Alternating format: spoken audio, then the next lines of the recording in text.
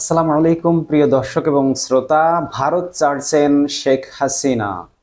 প্রবল গণ আন্দোলনে দেশ ছেড়ে পালিয়ে যাওয়া সাবেক প্রধানমন্ত্রী শেখ হাসিনার পরবর্তী গন্তব্য কোথায়, এ নিয়ে কৌতূহলের শেষ ছিল না। নানা গুঞ্জন তো আছেই। সর্বশেষ খবরে জানা যায় যুক্তরাষ্ট্র ভারতের কাছে জানতে চেয়েছে শেখ হাসিনা কিভাবে কোন ব্যবস্থায় দিল্লিতে অবস্থান করছেন।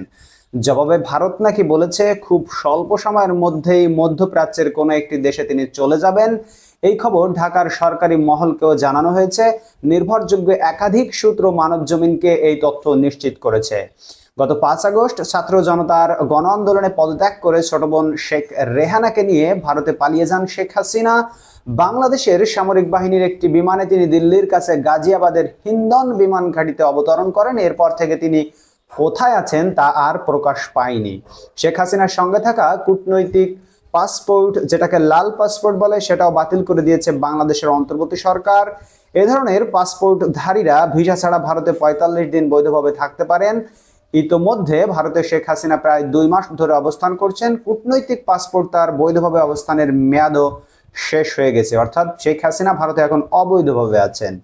এখন তিনি কোন স্ট্যাটাসে দেশটিতে অবস্থান করছেন তা পরিষ্কার নয়। ভারতের পক্ষ থেকেও বিষয়টি খোলাসা করা হয়নি।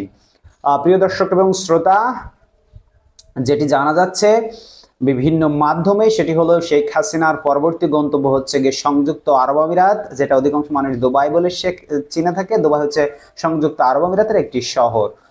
তো সংযুক্ত আরব আমিরাতে হয়তোবা শেখ হাসিনার বাকি জীবন সেখানে কাটাইতে হবে, কারণ ভারত তার দেশে আর থাকতে দিবে না, যেহেতু আমেরিকা কিন্তু তাকে প্রবলভাবে চাপ দিচ্ছে। এখানে নানান ধরনের মানুষ নানান রকম মন্তব্য করেছে। বন্ধুরা, আমরা আপনাদেরকে এই খবরটি জানাচ্ছি মানব জমিনের সৌজন্য, বাংলাদেশের বিখ্যাত পত্রিকা। আমরা সবসময় অথেন্টিক সোর্স থেকে অথেন্টিক খবর প্রোভাইড করে থাকি। আমরা কোনো ভিত্তিহীন গুজব বানোয়াট খবর প্রচার করি না। এজন্য আমাদের চ্যানেলটিকে আপনারা সাবস্ক্রাইব করে রাখুন পরবর্তী নিউজ পেতে, এবং এই ভিডিওতে একটি লাইক দিবেন আশা করি, এবং আপনার মূল্যবান মতামত অবশ্যই কমেন্ট বক্সে জানাবেন। ইনশাআল্লাহ দেখা হবে পরবর্তী ভিডিওতে। আল্লাহ হাফেজ।